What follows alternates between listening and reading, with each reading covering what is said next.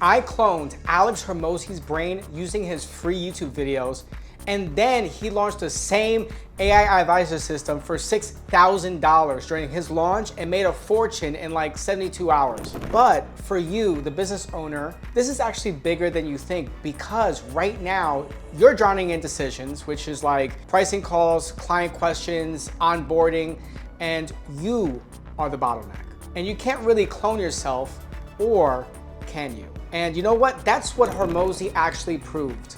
And I'm gonna show you how this same technology can cut decision-making by about 70%, reduce labor costs by 40%, and even let you take a vacation without your phone blowing up. Bold claim, I know. But just stick around, because I'll walk you through the exact 4-step framework that turns your AI brain into the heartbeat of your business. Hi, I'm Aaron, CEO of Wildfire Growth AI, where I help businesses turn AI into systems that scale without burning out. Let's get into it. Story time. So when Hormozi dropped his AI playbook, most people saw a product, but I saw proof. Proof that the crazy journey I've been on was actually real. And just to give you some background, I was born in New York City, but I wasn't like born on Wall Street. My mentors were like, books from Robert Kiyosaki, Rich Dad Poor Dad, How to Win Friends and Influence People, that kind of stuff. But books can't really answer your exact situation. They can't tell you, what do I do if I'm too busy for that type of stuff, the nuance. But when Claude and ChatGPT came out, I realized, what? We could capture not just information, but the way someone thinks. But uploading documents into a chatbot, not really good enough, right? So I spent 100 hours plus in the weeds, just testing, failing, building, and tinkering. And I discovered that this right here, what we're looking at, the AI advisor, is not just a chatbot. It's a fine-tuned database. It's really a system that makes your knowledge scalable. And think about it this way. So just say that you're the CEO, right? You know the business inside out. Now imagine downloading all of that into a computer. Not just facts, but how you make decisions in nuanced situations. Suddenly, instead of employees waiting on your approval, they can ask the AI version of you. Now, how much time would that actually save you? Now wait, imagine that it goes even further. Your AI answers your emails, triages client requests, and even does this for your entire C-suite team. The real win isn't just cutting headcount, right? It's freeing leadership from being the choke point. That's why I was obsessed with building this, because if I didn't, I'd be stuck as the bottleneck forever.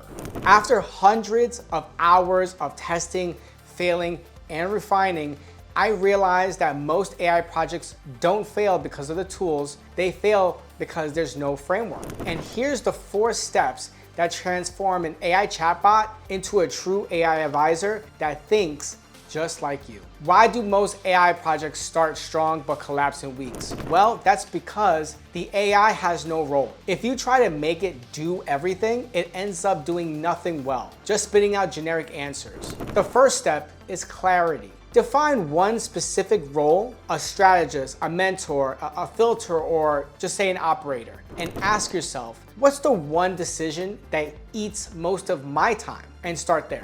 One client of mine built his AI as a sales qualification advisor and nothing else. And within weeks, it was handling about 70% of lead screening. Without a role, it's like your AI is a parrot. But with a role, it's a specialist that saves hours from day one. Step 2, capture raw material. Why do most AI advisors sound smart but give shallow advice? Well, that's because people dump PDFs into them and then just call it a day. I know that you've done this too, because I certainly have. But your real decision making lives in context. Your calls, your voice memos, the way you explain things under pressure, right? This second step is feeding your AI raw material, which is recordings, coaching calls, Slack threads, even emails where you solve real problems. So what you're gonna do right now is just start simple. Just record one 15-minute Zoom call where you explain a decision. Label it as pricing, onboarding, objections, and then just feed that in. Over time, this builds like a decision library where AI can actually reason from.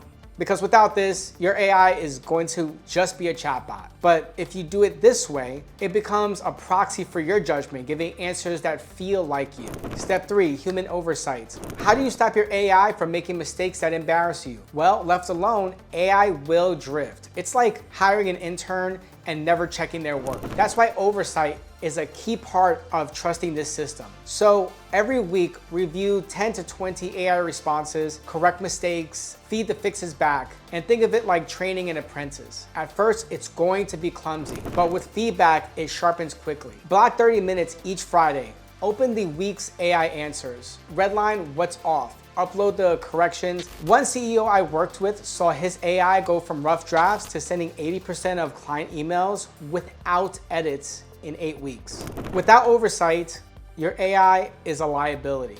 But with oversight, it becomes a digital apprentice that gets smarter every single week and eventually thinks at enterprise level. Step 4, safety guardrails. What's the #1 reason CEOs hesitate to roll out AI company-wide? Well, it's gonna be fear. Fear, it's going to say the wrong thing or maybe a touch of sensitive data, and that fear kills adoption before results ever show up. So this step, the 4th step, is guardrails.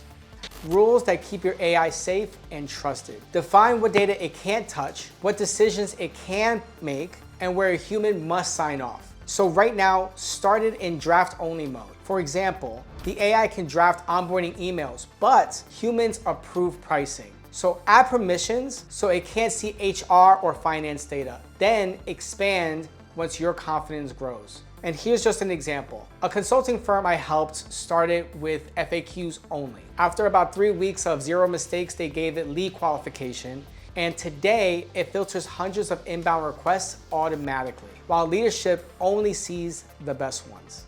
Now, without guardrails, AI is risky, but with guardrails, it's the most reliable team member you'll ever hire. When these 4 steps finally lined up, something clicked. My AI wasn't just saving me time, it was multiplying my efforts. And before every decision bottlenecked at my desk, vacations were impossible. After, my teams actually move faster and clients get answers instantly and the business keeps running without me. And that's what a true AI advisor delivers when you build it the right way.